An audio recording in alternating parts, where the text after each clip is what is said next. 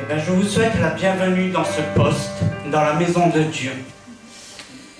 Avec ma femme, nous sommes heureux ici d'être parmi vous. Nous sommes référents de jeunesse, comme c'est marqué sur l'écran. Et qu'est-ce que c'est référents de jeunesse? On s'occupe de la jeunesse sur le territoire France-Belgique. On est plusieurs, nous sommes dans le sud de la France, on vient du poste de Nîmes.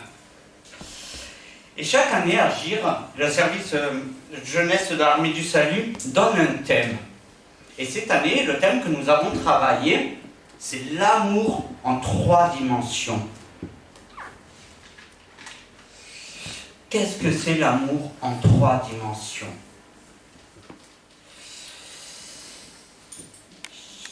Chaque année, on propose d'essayer de faire un culte spécial jeunesse. Et dans notre projet avec ma femme, cette année, nous voulons, comme nous sommes de Nîmes, faire le tour des postes du sud de la France. Vous êtes notre 3e poste. C'est marrant, c'est que notre premier poste pour la jeunesse, c'était le poste d'Alès. Et on avait Isaline parmi nous, qui est aussi parmi nous aujourd'hui. Ça fait toujours du bien de voir des jeunes, même quand ils déménagent pour leur profession, de venir à l'Armée du Salut. Et on voulait voir la jeunesse dans notre région avec ma femme. On trouvait qu'on voulait vous motiver en étant parmi vous. Alors, on vous propose un culte spécial jeunesse et on veut vraiment vous parler de l'amour de Dieu. De l'amour en 3 dimensions. L'amour de soi, premièrement. Prendre soin de soi. De sa santé physique, de sa santé mentale et de sa santé spirituelle. Dans la Bible, il nous est demandé de prendre soin de nous. Il nous est impossible d'entretenir une relation si nous ne prenons pas soin de nous. C'est la même chose avec Dieu. Si nous ne nous aimons pas au point de ne plus prendre soin de nous, comment pourrions-nous accepter l'amour de Jésus et de Dieu?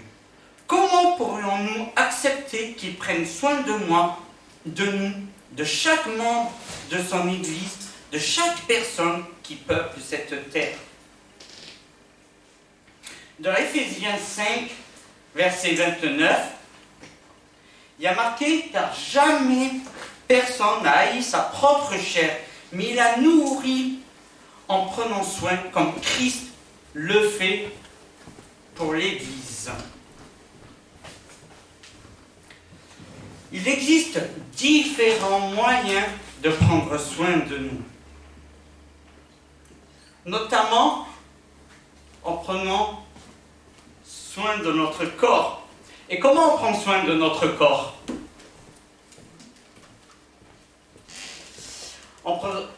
En se lavant régulièrement. On en parlait hier avec les plus jeunes qui sont là ce matin, parce que le plus jeune s'était un petit peu gribouillé sur la figure. Et on lui dit, tu te laveras bien ce soir. Et il nous a fait, non mais j'ai déjà pris ma douche hier. En prenant soin. Et je vais demander aux 2 enfants qui étaient parmi nous hier, dans l'activité des enfants, à Dorian et à Iris, de venir prendre un panier chacun. Et je vais vous offrir un petit savon d'hôtel. Je ne les ai pas volés dans l'hôtel où j'étais cette nuit.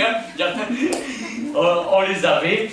Et on va vous le laisser avec le verset qu'il y a, le verset Éphésiens 5, verset 29. Iris, Dorian, vous prenez un panier chacun, vous distribuez un savon à chaque personne?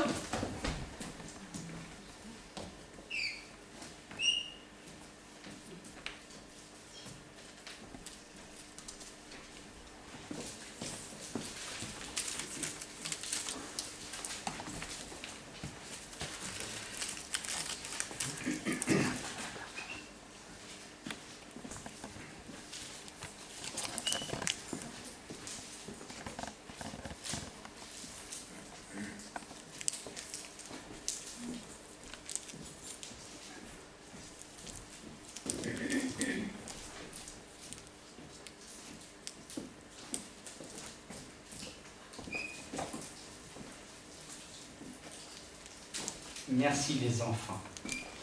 Mais on peut prendre aussi de soin autrement, en faisant de l'exercice physique, du sport. Ça entretient.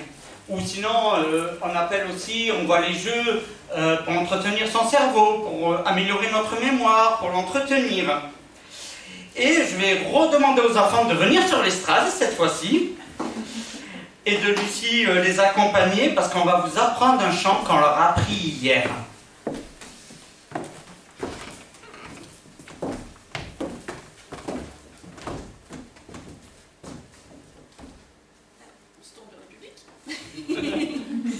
Alors en lien avec justement les dimensions de l'amour de Dieu, nous avons appris un chant qui nous dit que l'amour de Dieu est profond et large. Alors je vais vous dire les paroles. C'est une chanson qui s'accompagne de gestes.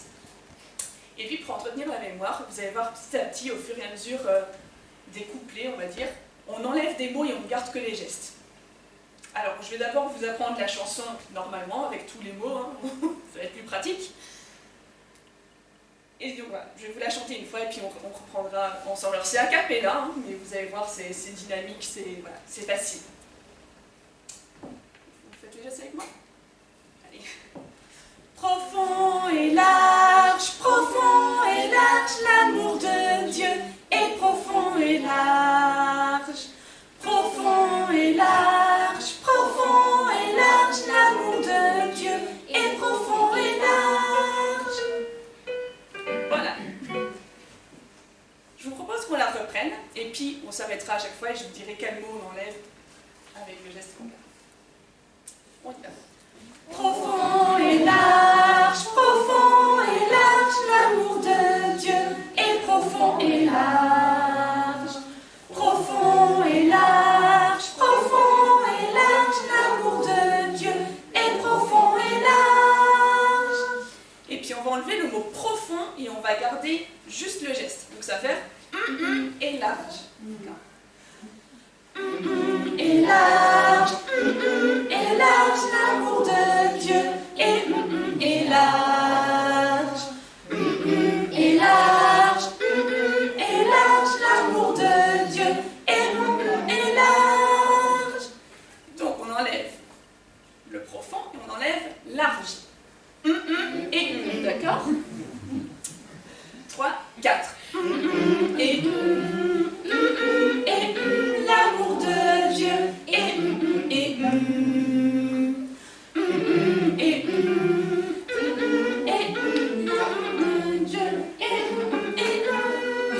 c'est moi qui me suis un petit peu trompée. J'étais déjà occupée d'après. Donc on enlève profond, on enlève large et puis on enlève l'amour de Dieu.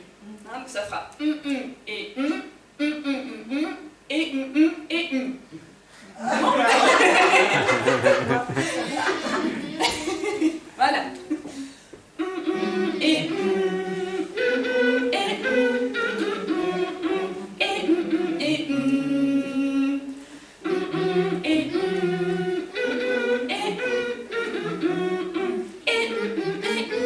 on le reprend avec tous les mots. Profond et large, l'amour de Dieu est profond et large. Profond et large, l'amour de Dieu est profond et large. Merci. Belle expression.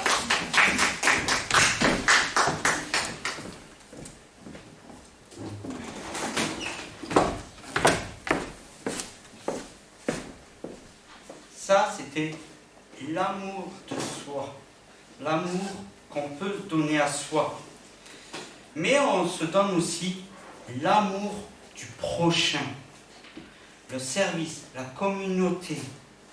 Dans Matthieu 22, verset 39, il y a marqué « Et voici le deuxième commandement, qui lui est semblable, tu aimeras ton prochain comme toi-même. » Peut-être direz-vous que vous ne nous aimez pas. Ces derniers mois, on en parle beaucoup avec les enfants, avec les ados. Comment aimer le prochain si on a déjà du mal à s'aimer soi-même? Il y a 2 semaines, je faisais un cours de jeunes soldats dans mon poste. Et on parlait vraiment de l'amour de soi et de l'amour que pour aimer le prochain, c'est vrai qu'il fallait vraiment s'aimer parce que sinon on avait du mal à aimer le prochain. Il ne s'agit pas d'aimer comme on aime un membre de sa famille, un ami, son épouse, son époux. Il s'agit aussi de respecter les autres. Il s'agit d'être unis dans la difficulté de la personne.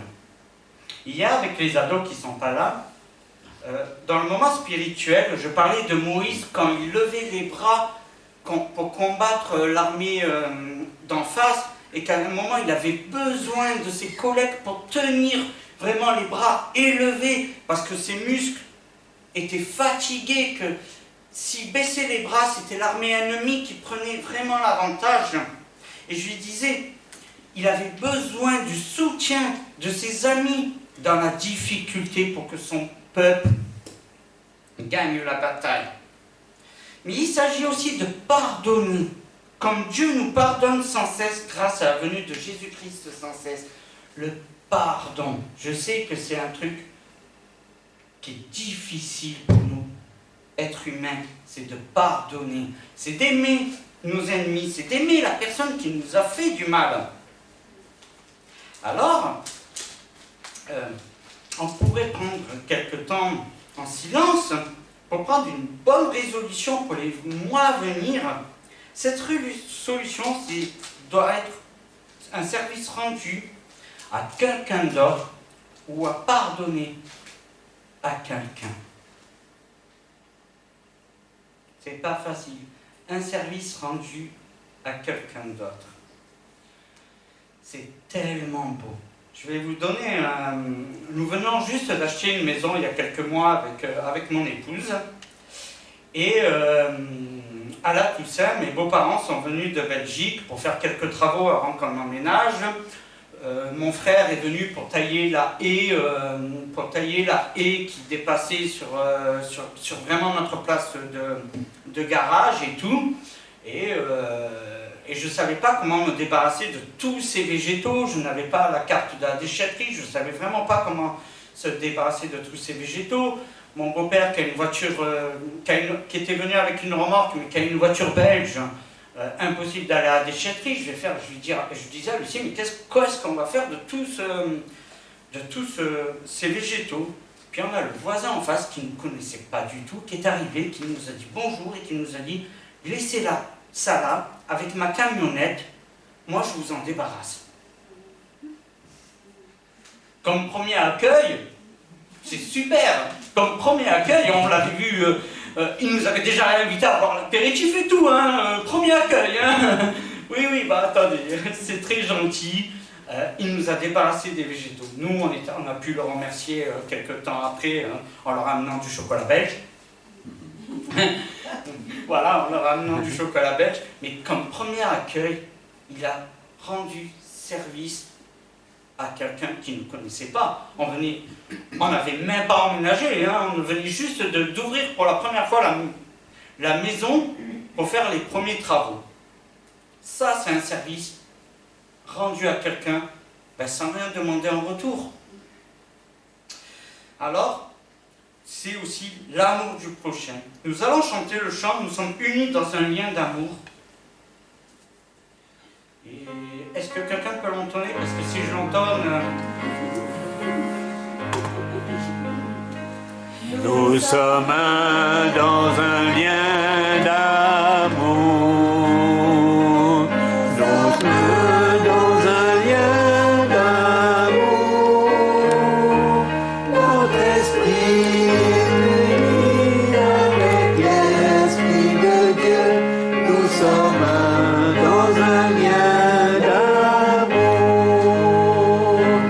Maintenant, chantons tous ensemble et que son amour se répande. Tenons-nous par la main et le monde verra. Nous sommes dans un lien d'amour.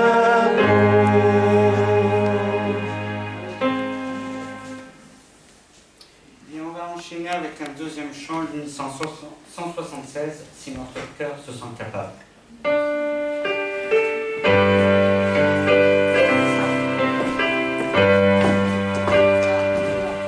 Si notre cœur se sent capable d'aimer jusqu'à notre ennemi, si notre cœur se sent courable à celui qui n'a pas d'amis,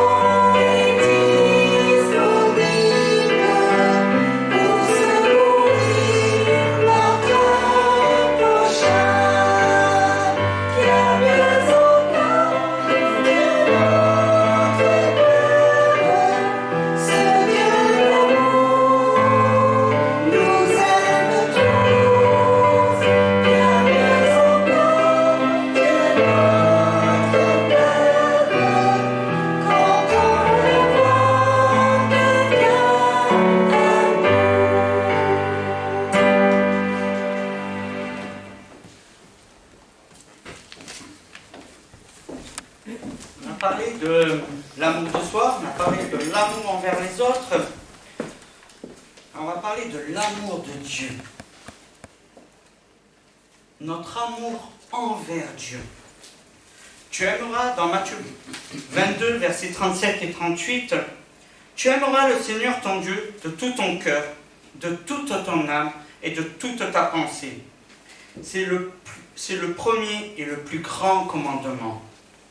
Le Seigneur nous demande de l'aimer de tout notre cœur, avec tout ce que l'on est, de tout notre corps. Il nous demande de l'aimer à chaque instant de notre vie, dans les bons moments comme dans les moments difficiles. Pour nous aider, nous avons le meilleur exemple. Il ne nous serait pas possible d'aimer Dieu si lui ne nous avait pas aimés en premier. S'il ne nous conduit pas à le faire, Dieu nous a tellement aimés qu'il s'est sacrifié pour nous. Jésus, c'est Dieu descendu sur terre, afin de mourir, puis de ressusciter pour nous. Il n'existe pas de plus grande preuve d'amour. Alors si Dieu peut aimer à ce point des êtres aussi imparfaits que nous, ne nous pouvons-nous pas l'aimer, l'être parfait qu'est Dieu à tout instant? L'amour de Dieu envers nous. La Bible est une immense lettre d'amour de Dieu envers les hommes.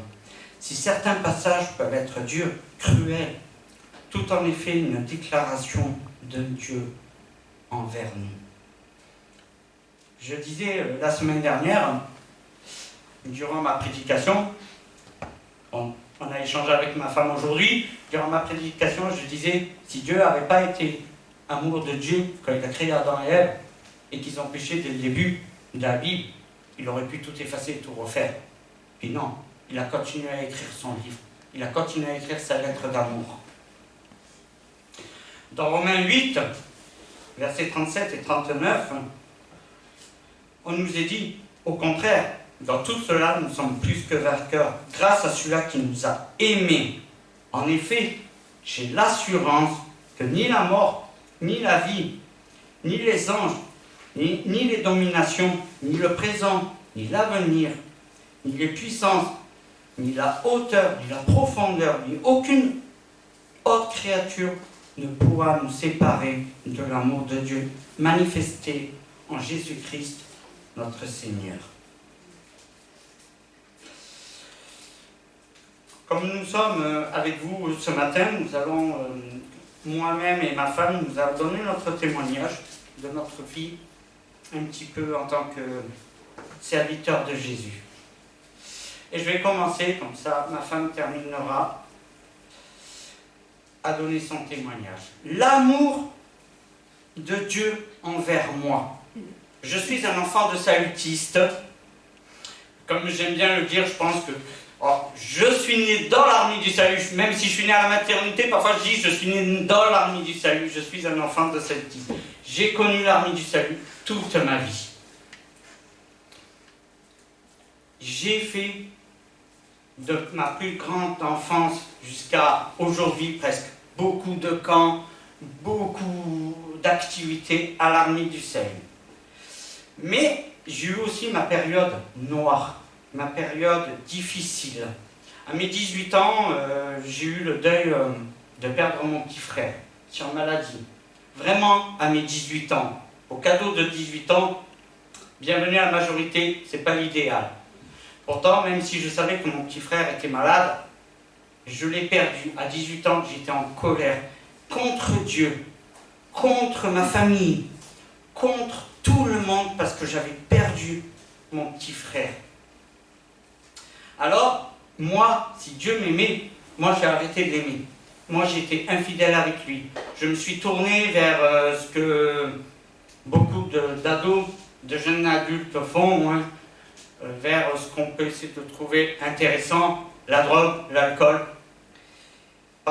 Ça a duré bien une dizaine d'années, oui, ça a duré une petite dizaine d'années où j'étais infidèle à Dieu. J'étais infidèle dans ce que j'avais promis à Dieu de ne pas toucher, de ne pas faire.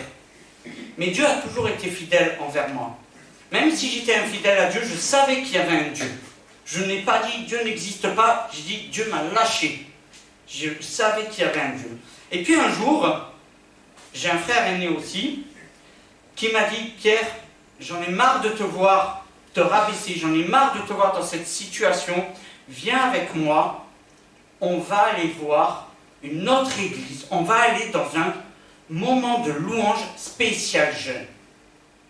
J'aimais beaucoup la louange, j'étais avec beaucoup de jeunes, et je l'ai suivi. Et le pasteur qui a fait le petit message biblique, il ne me connaissait pas, il ne savait pas du tout mon passé. Il a montré son doigt, il a dit, je suis là pour toi aujourd'hui. Et son doigt était pointé vers moi. Oh, Dieu t'aime, Dieu t'a pas abandonné. C'était le message du pasteur. Et puis là tu dis, oh, mais c'est vrai, Dieu m'aime, Dieu m'a pas abandonné. C'est moi qui ne veux plus le croire. Alors, je me suis remis en question. Je suis revenu à l'armée du salut. Je n'y allais plus. Je suis revenu à l'armée du salut pour dire oh, pardon Seigneur. Je me suis avancé au banc des pénitents en disant Seigneur, je m'excuse. Je sais que tu as toujours été derrière moi malgré ces 10 années où moi j'étais infidèle. Et depuis, vous voyez, je suis devenu soldat, je suis devenu sergent. D'abord sergent d'accueil dans mon poste. Actuellement, je suis sergent-major des œuvres de jeunesse. Je suis fidèle, j'aime beaucoup prêcher la parole de Dieu. Mais voilà, Dieu a eu un amour immense envers moi. Maintenant, moi, je lui redonne. Et je me dis tous les jours, Dieu est fidèle. Voilà mon témoignage. J'invite ma femme à dire le sien.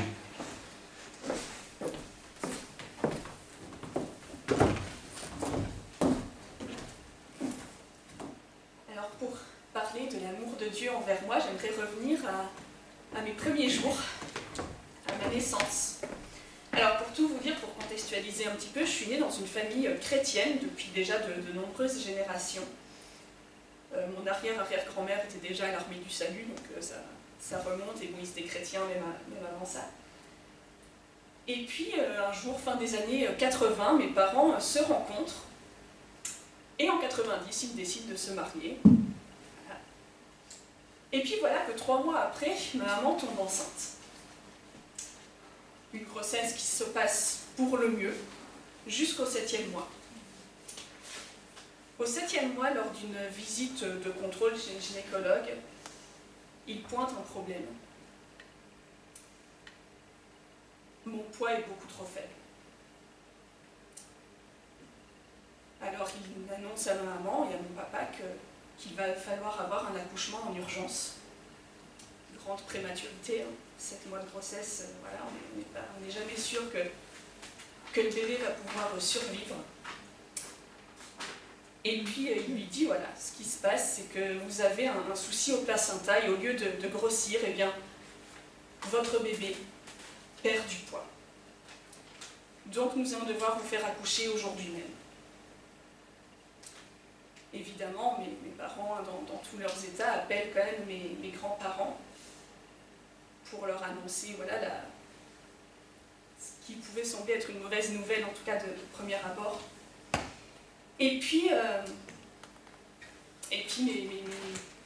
mes grands-parents ont commencé à appeler tous leurs amis, tous les gens qu'ils connaissaient pour créer une chaîne de prière autour de mes parents, autour de moi. Et donc voilà que l'accouchement se déroule, par césarienne évidemment.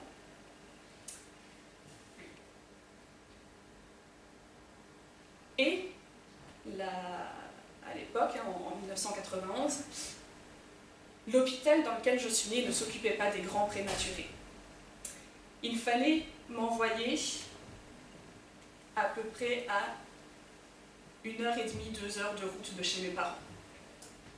Alors j'imagine, je ne suis pas maman, mais j'imagine un nouveau-né qui a un jour ou deux et qu'on doit emmener loin.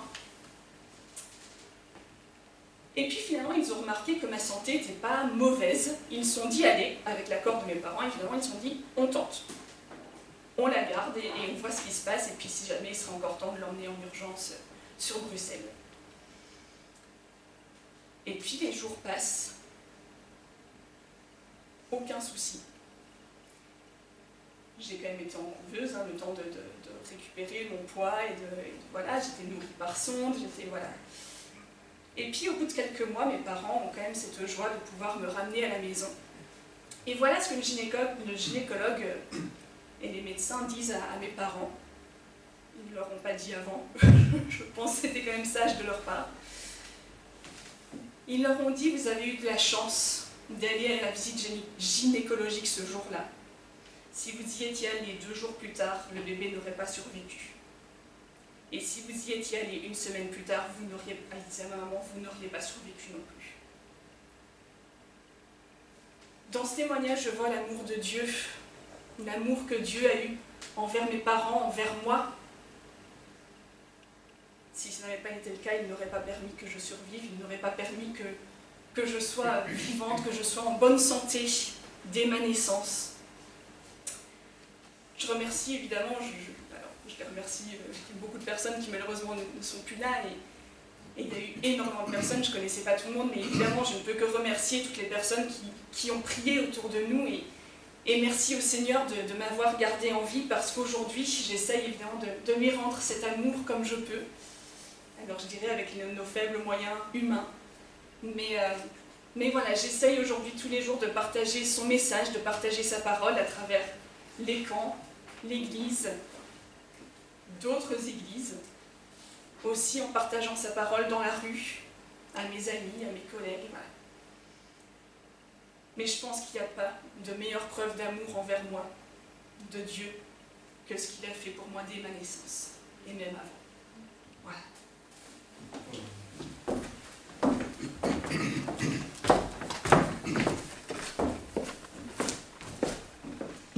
On va chanter un nouveau chant dans l'unisson 70.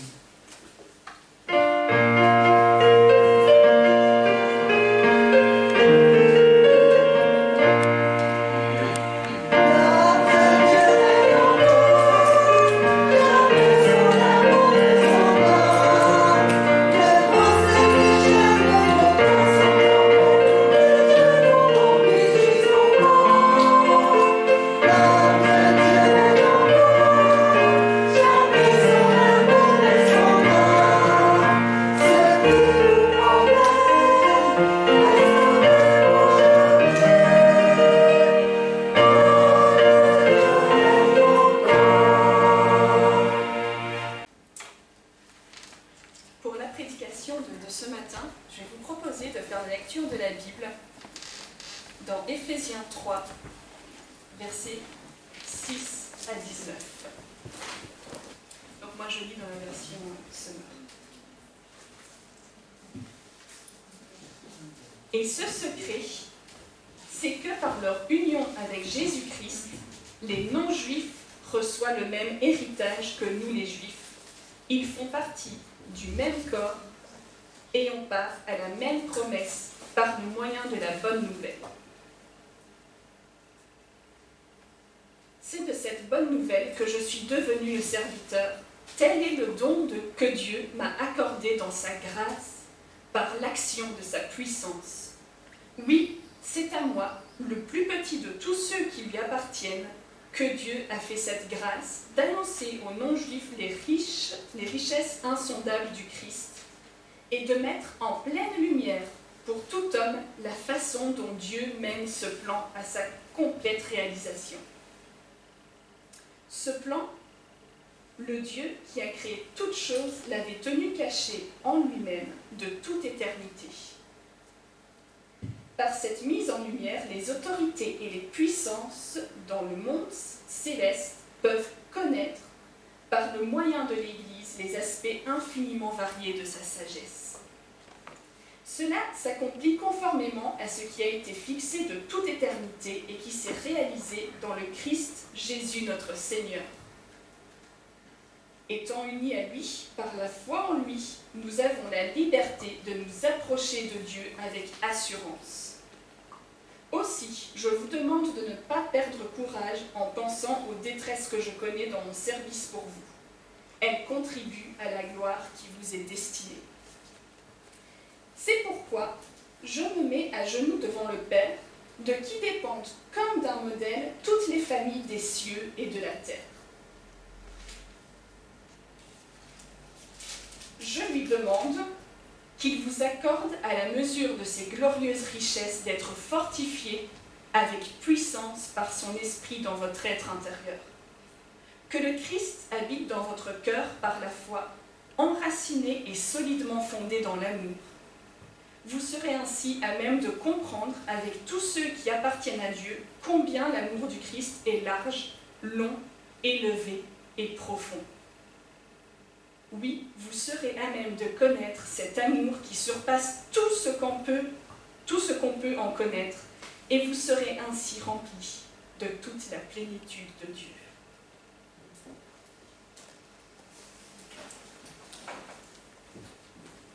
Alors on est dans une société, je trouve, où on parle énormément d'amour. Il y a beaucoup de films, beaucoup de séries, beaucoup de livres qui nous parlent d'amour. Et pourtant, quand on pose la question aux personnes qui nous entourent, combien de personnes se sentent seules?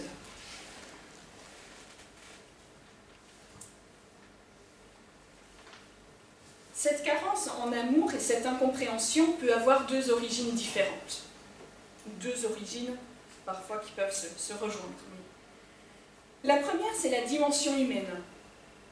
Nous ne sommes pas toujours capables d'aimer notre prochain, de nous aimer nous-mêmes, et parfois même nous ne sommes pas capables d'accepter d'être aimés. Et la deuxième raison de cette incompréhension, c'est la dimension divine. Nous avons du mal à percevoir que Dieu est amour, parce qu'on estime, en tant qu'être humain, que s'il nous aime, alors il a des responsabilités envers nous.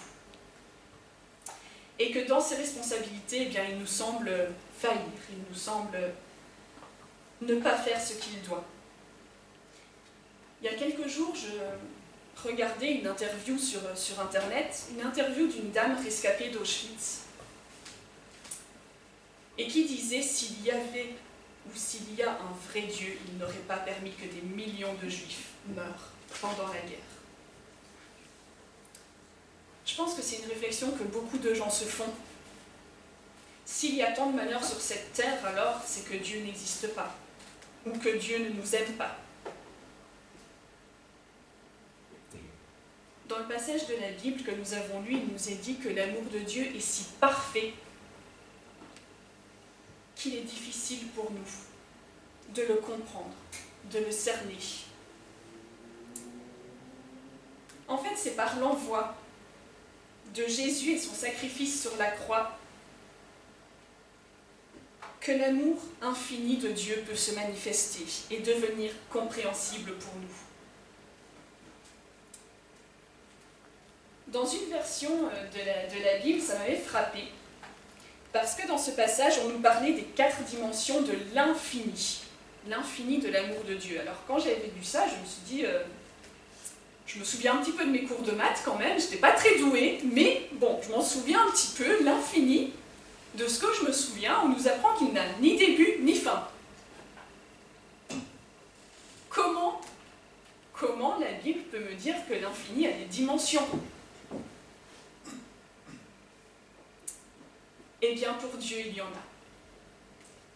Et nous avons fait plus fort que les 3 dimensions relevées par le service Agir, parce que dans la Bible, on nous donne 4 dimensions de l'amour de Dieu. Alors la première, la largeur de son amour. Vous savez, jusqu'à la venue de Jésus et jusqu'à son sacrifice sur la croix pour nous, ceux qui étaient sauvés étaient les Juifs, le peuple élu de Dieu. Et pour cela, ils devaient avoir recours à des sacrifices. Régulièrement, ils devaient aller voir le sacrificateur et voilà, ils devaient avoir recours à des sacrifices d'animaux pour pouvoir être pardonnés de leurs péchés. Mais grâce à la venue et au sacrifice de Jésus-Christ sur la croix, tous les hommes, peu importe d'où nous venons, que nous, du nord au sud, de l'est, de l'ouest, peu importe notre origine, peu importe notre couleur de peau, peu importe notre condition sociale, qu'on soit riche, qu'on soit pauvre, peu importe, Dieu nous sauve si nous nous tournons vers lui. L'amour du Seigneur est sans limite. Il ne dépend pas de l'apparence. D'ailleurs, la Bible ne met pas d'accent sur la beauté de Jésus. On ne sait même pas, mais est-ce qu'il était beau, est-ce qu'il n'était pas beau? Bon, on peut imaginer qu'il était quand même pas mal, mais bon, voilà. La Bible ne s'occupe pas du physique.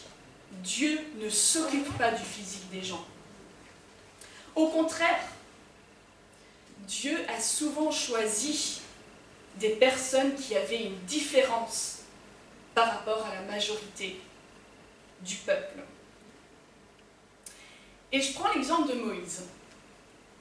Moïse, un personnage très connu de la Bible, d'ailleurs tout le monde le connaît, même en dehors du monde chrétien. Eh bien, Moïse était bègue. Moïse avait un problème, un souci de langage. Pourtant, Dieu l'a tellement aimé qu'il l'a choisi pour être porte-parole et sauveur, libérateur de son peuple. L'amour de Dieu ne s'arrête pas aux différences. Il ne veut pas que nous soyons tous identiques. Il nous a créés tels que nous sommes dans son plus grand amour.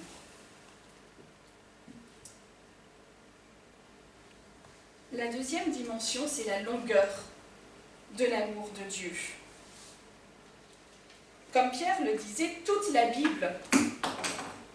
Bible nous montre que Dieu est amour.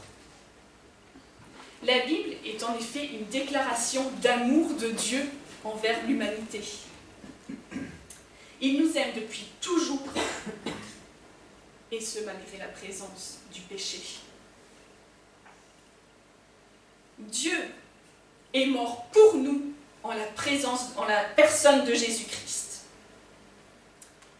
Il a fait cela afin que tous, et pas seulement les Juifs, mais afin que tous puissent être pardonnés de leurs péchés, sans avoir à procéder à un sacrifice.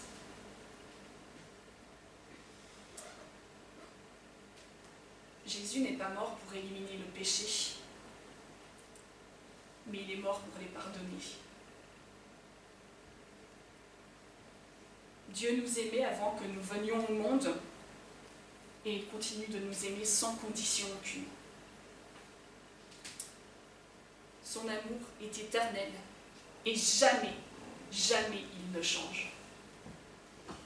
savez, ce qui nous fait penser que l'amour de Dieu peut changer, qu'un jour peut-être il pourrait ne plus nous aimer, eh bien c'est notre vision humaine. Parce que c'est l'amour que nous donnons aux autres en tant qu'êtres humains. Nous aimons les autres en fonction de ce qu'ils font. Si tu me fais du bien, je vais t'aimer. Si tu me fais du mal, alors je ne t'aimerai pas. La différence est que Dieu ne nous aime pas d'un amour humain, mais d'un amour divin. Dieu reste fidèle à son alliance envers nous.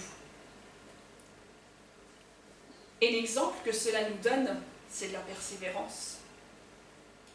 Malgré le fait que nous commettions des péchés encore et encore et encore, Dieu nous pardonne sans cesse. Dieu nous aime malgré tout ce que nous pouvons faire. Et lorsque nous comprenons que cet immense amour lui permet de nous pardonner encore et toujours, eh bien cela nous aide à être nous aussi persévérants dans notre amour. Et particulièrement, je dirais, dans une société où les relations amicales, amoureuses, familiales se font et se défont aussi vite. On le voit, hein, dans beaucoup de couples. Ah ben, aujourd'hui je t'aime, donc on est ensemble, puis oh, ben, aujourd'hui je t'aime plus, alors on se sépare. Hop, et c'est vite fait, et on passe à autre chose. La société actuelle est comme ça.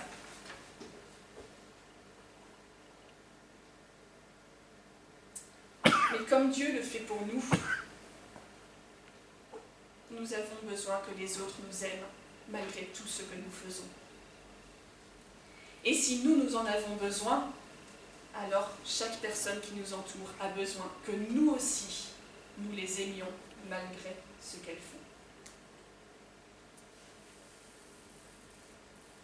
La troisième dimension est la hauteur de l'amour de Dieu.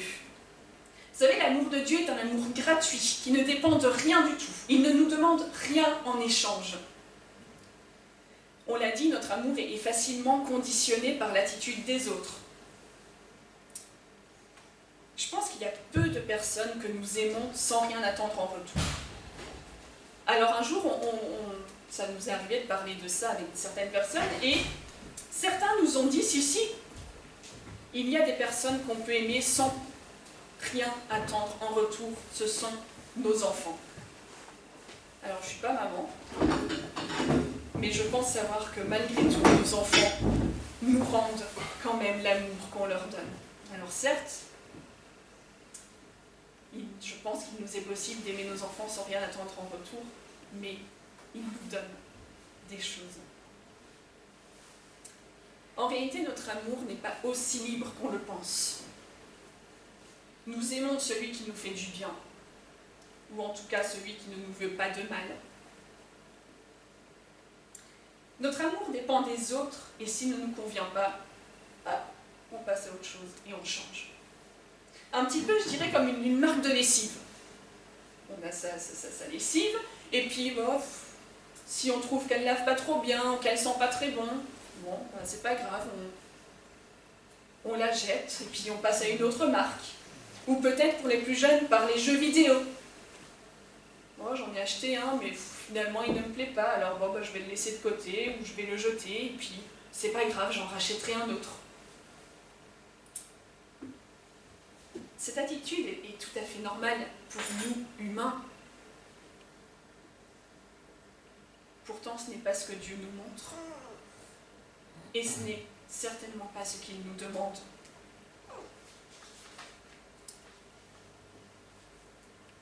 La hauteur de l'amour de Dieu se manifeste dans le fait qu'il nous aime tous, qu'on soit proche ou loin de lui. Qu'on croit ou qu'on ne croit pas en lui, il nous aime. Et cet amour est gratuit. Il ne nous dit pas « je t'aime si tu m'aimes aussi, si tu crois en moi, si tu pries et si tu lis ta Bible chaque jour ». Ce qu'il nous dit, c'est « je t'aime ». Je t'aime maintenant et pour toujours, et cela sans condition.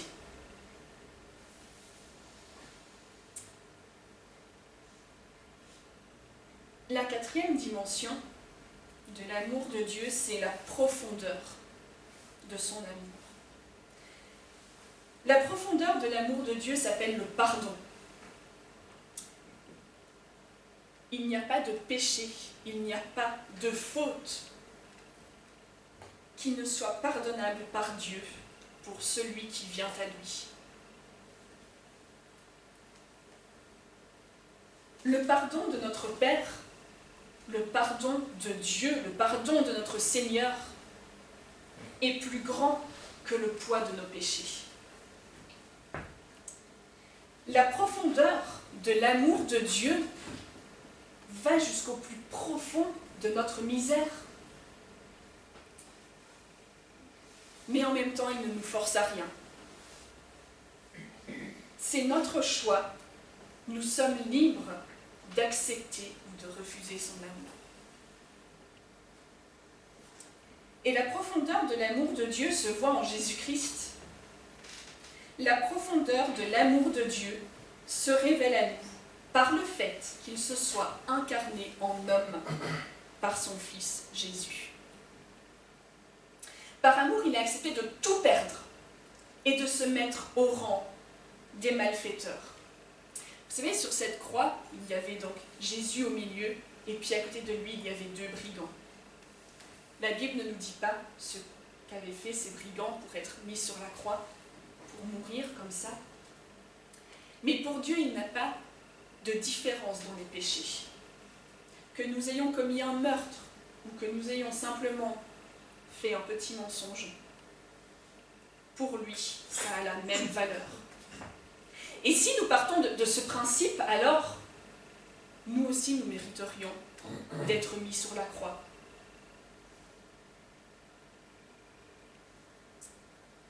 Mais ce n'est pas ce que nous devons faire, parce que par Jésus, nous sommes exemptés de ce sacrifice, de nous sacrifier nous-mêmes, de mourir.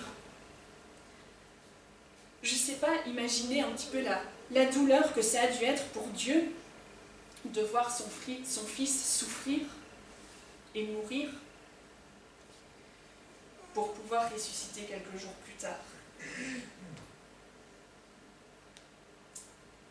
Là encore, sur la croix, mieux que n'importe où, c'est l'amour de Dieu qui se manifeste. Et si nous avons compris et accepté de quel amour Dieu nous aime, si son pardon nous a transformés,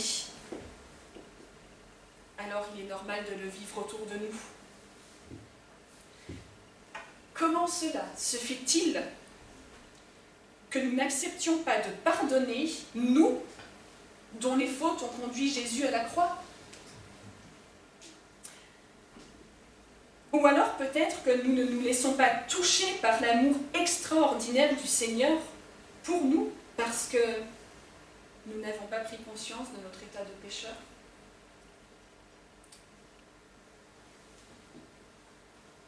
En résumé, Dieu est amour dans toutes ses dimensions. La largeur de l'amour de Dieu, c'est un amour capable de sauver chacun de nous, peu importe qui nous sommes et d'où nous venons.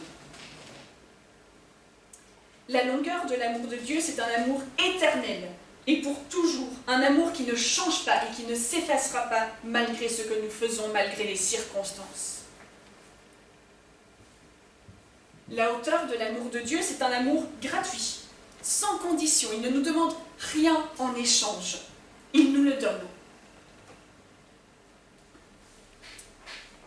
Et la profondeur de l'amour de Dieu, c'est un amour capable de nous pardonner. Et cela, peu importe le péché commis. Parce que Dieu a tant aimé le monde qu'il a donné son Fils unique, afin que tous ceux qui croient en lui ne meurent pas, mais qu'il ait la vie éternelle. Jean 3,16. En fait, toutes ces dimensions de l'amour de Dieu ont été pleinement manifestées à la croix par Jésus. Et si nous comprenons, si nous acceptons toutes les dimensions de l'amour de Dieu, alors nous ne pouvons que l'aimer en retour. vous invite à finir ce message par la prière et puis nous aurons un dernier chant. Oui Seigneur, quel amour merveilleux tu nous donnes. Je souhaite ce matin te remercier parce que cet amour que tu nous donnes est gratuit. Cet amour n'a pas de conditions, Seigneur.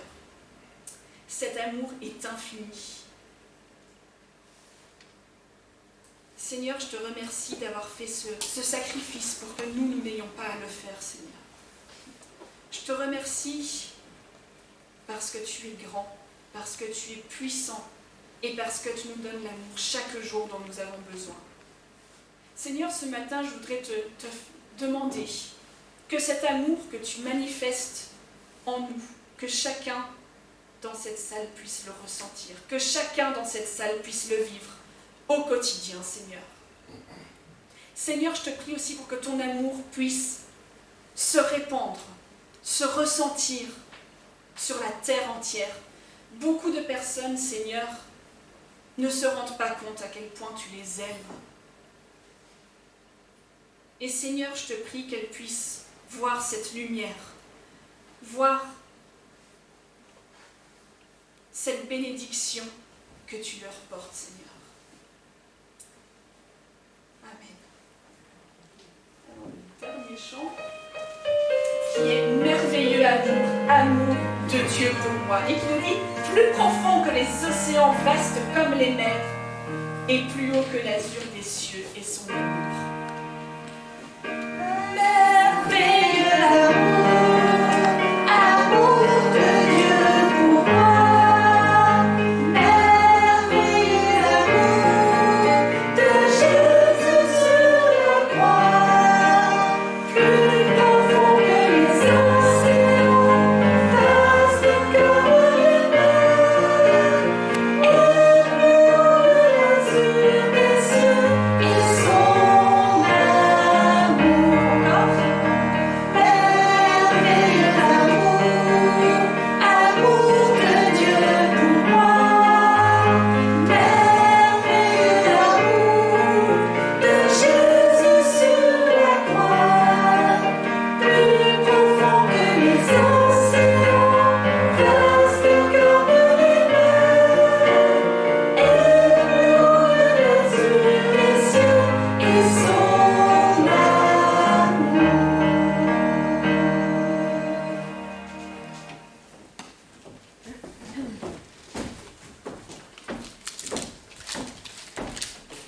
je vous propose qu'on se lève pour chanter la bénédiction.